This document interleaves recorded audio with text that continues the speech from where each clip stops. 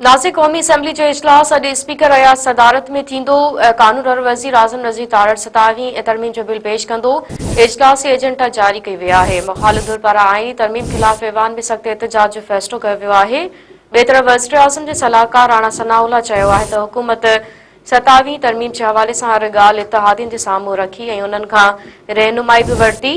PTI ऐं opposition जो मसइलो इहो आहे जो उहे ॻाल्हाइण लाइ तयार न आहिनि। नाज़रीन, हिकु भेरो ॿीहर अवांखे अहम ख़बर ॾियूं पिया। क़ौमी असम्बली जो इजलास अॼु स्पीकर अयाज़ सादिक जी सदारत में थींदो। कानून वारो वज़ीर आज़म नज़ीर तारड़ 27 तरमीम जो बिल पेश कंदो। इजलास जी एजेंडा जारी कई वई आहे।